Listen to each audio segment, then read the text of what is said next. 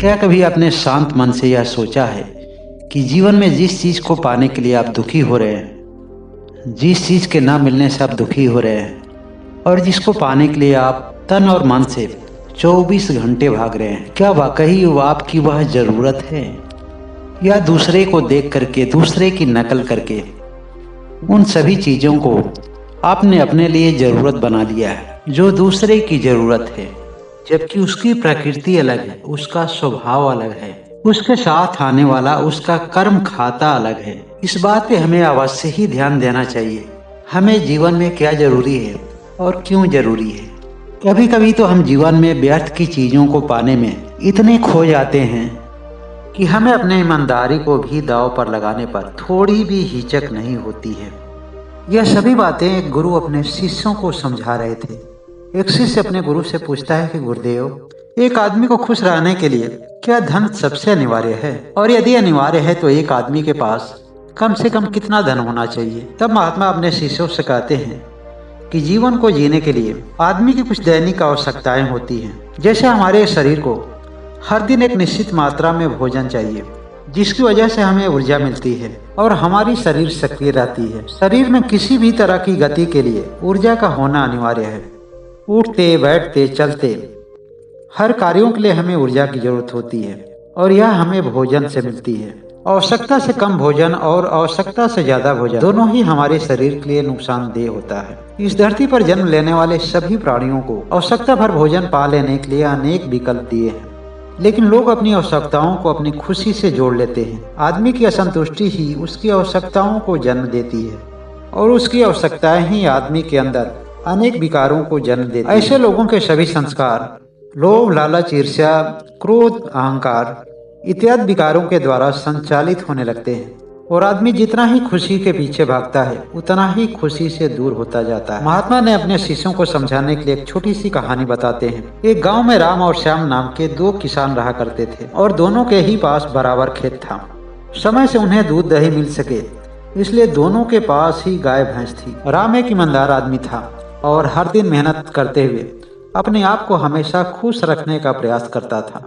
जितना उसके पास खेत था उसमें आराम से वह खा भी लेता था और कुछ बेच भी लेता था, जिसकी वजह से अपनी जीवन की छोटी मोटी आवश्यकताओं को वह आसानी से पूरा कर लेता था। राम और श्याम को कभी बाजार से रासायनिक खाद लाने की जरूरत नहीं पड़ती थी, क्योंकि उनके पास जो पशु थे उनसे आवश्यक मात्रा में गोबर खाद मिल जाती थी। एक दिन घर का सामान खरीदने के लिए श्याम बाजार गया था। उसने देखा कि रासायनिक खादों की दुकान पर बहुत ही भीड़ थी। उसने खाद खरीदने वाले लोगों से पूछा तो पता चला कि उन रासायनिक खादों की वजह से उनकी पैदावार दुगुनी होती है, और यह बात श्याम के दिमाग में बैठ गई।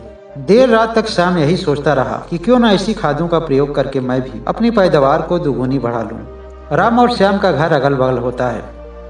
सुबह में श्याम राम से कहता है कि भाई, मैं तो अपनी पैदावार को बढ़ाने जा रहा हूँ। राम पूछता है कि कैसे?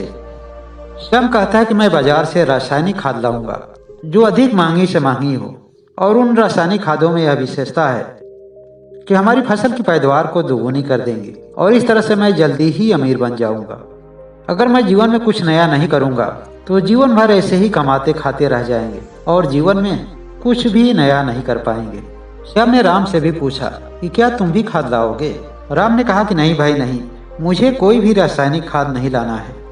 मैं तो अपने खेतों में गोबर खाद का ही प्रयोग करूंगा। भले ही थोड़ा अनाज कम आएगा, लेकिन इतना अनाज तो हो ही जाता है कि मेरी सभी आवश्यकताएं पूरी हो जाती है और मैं खुश रहता हूँ और इसी में संतुष्ट रहने का प्रयास करता हूँ। मैं लोगों को देखकर हाय हाय नहीं करता हूँ। ऊपर वाले की दया से मेरे पास जो भी कुछ हो जाता है मेरे लिए बहुत पर्याप्त है। लेकिन श्याम पर राम की बातों का कोई भी प्रभाव नहीं पड़ता है। वह तो सीधे बाजार जाता है और एक बोरी महंगी रासायनिक खाद लेकर आ जाता है। श्याम राम को अपनी खाद दिखाता है। वह खाद दूर से ही महक रही होती है। राम कहता है कि चलो अच्छी ही बात है, ऊपर वाले करे कि तुम्हारी फसल दोगुनी हो जाए, ऊपर वाला करे कि तुम्हारी बरकत हो। दोनों लोग फसल उगाते हैं। श्याम की फसल रासायनिक खाद की वजह से उपज बहुत अच्छी होती है और समय से पहले पक जाती है। अब श्याम के पास राम की अपेक्षा पैदावार दोगुनी हो जाती है और इस तरह से कुछ ही दिन में वह एक अमीर आदमी बन जाता है। वह पैसे के बल पर और भी खेत खरीद लेता है। वह अपने अनाज को ढोने के लिए एक गाड़ी भी खरीद लेता है। एक दिन वह अपनी पत्नी से कहता है कि अब तो हम लोगों के पास बहुत पैसा हो गया, चलते हैं दिल्ली घुमाते हैं। और इस तरह से वह दिल्ली घूमने के लिए चला जाता है। घूमते घूमते वह एक पार्क में पहुंच जाता है। वह पार्क में किसी स्थान पर बैठकर अपनी पत्नी के साथ गप्पेबाजी कर रहा था। श्याम के बगल वाले बेंच पर एक और भी आदमी बैठा हुआ था, जो फोन पर अपने खेत के बारे में बात कर रहा था। उस आदमी की बातों को सुन करके श्याम ने अंदाजा लगा लिया कि इस आदमी के पास बहुत सारा खेत है और इसके पास बहुत सारा अनाज भी होता है। श्याम उस आदमी के करीब जाकर पूछा, भाई साहब, क्या आपके खेत में फसल ज्यादा होती है? वह आदमी कहता है कि मेरे पास खेत ज़्यादा है, लेकिन उन खेतों में हमारी पैदावार कई गुना होती है और इसका कारण है मैं एक रासायनिक खाद का प्रयोग करता हूँ, जिसकी वजह से 5 बीघे की पैदावार हमें 1 बीघे खेत में ही हो जाती है। लेकिन वह रासायनिक खाद बहुत ही महंगी है, वह सबके बस की बात नहीं है। और श्याम उस आदमी से मोबाइल नंबर लेता है और कहता है कि मैं दूसरे दिन आकर आपसे ही खाद लेकर जाऊंगा। मैं किसी भी कीमत पर अपनी पैदावार को और अधिक बढ़ाना चाहता हूँ। हालांकि मैं रासायनिक खाद का प्रयोग करता हूँ, लेकिन मैं पूरी तरह से संतुष्ट नहीं हूँ। श्याम अपने घर जाता है और घर से पैसा लेकर दोबारा दिल्ली आता है। उसने अपने बैंक में जितना भी पैसा रखा था, उन सभी पैसों से 5 लीटर रासायनिक लिक्विड ले लेता है। वह खुशी के मारे उछल उछल कर राम से कह रहा था कि अब देखना राम, मेरे खेत में कितनी पैदावार होगी। अब मैं इस पूरे क्षेत्र में सबसे अमीर आदमी बनूंगा। हर साल की तरह इस साल भी राम और श्याम फसल उगाते हैं। राम अपने खेत में गोबर की खाद डालता है और श्याम अपने खेत में रासायनिक लिक्विड डालता है।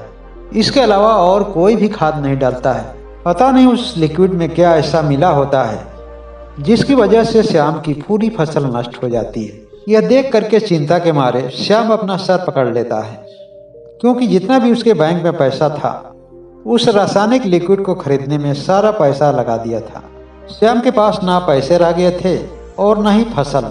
लेकिन राम बहुत ही ईमानदार आदमी था, वो उसे समझाता बुझाता है। राम कहा कि मेरे खेत में पैदावार अच्छी हुई थी क्योंकि मैंने गोबर की खाद डाला था। मेरे पास इतना अनाज है कि तुम्हारा भी काम चल जाएगा। चलो इस साल दोनों मिलजुल कर फिर से फसल उगाते हैं। और इस तरह से राम उसे खाने के लिए भी अनाज देता है और उसे बोने के लिए भी अनाज देता है। महात्मा अपने शिष्यों को बताते हैं कि लालच आदमी को कहाँ से कहाँ पहुँचा देती है, इसलिए संतुष्टि मनुष्य का सबसे बड़ा धन है। अगर उसके पास संतुष्टि नहीं है तो वह कभी खुश नहीं रह पाएगा, बल्कि जो उसके पास है वो भी गंवा देगा। इस कहानी का सार बस इतना ही है कि आदमी को अपने जीवन में आवश्यक जरूरतों को पूरा करना अनिवार्य है, लेकिन आवश्यकताओं के पीछे भागते भागते अपना सब कुछ बर्बाद कर लेना, यह समझदारी नहीं है। आप सभी लोगों को इस कहानी से क्या प्रेरणा मिलती है, कमेंट करके जरूर बताएं। वीडियो अच्छी लगे तो लाइक करें और जो लोग अभी तक इस चैनल को सब्सक्राइब नहीं किए वह सब्सक्राइब करके बेल आइकन की घंटी को दबाना ना भूलें। बहुत बहुत धन्यवाद।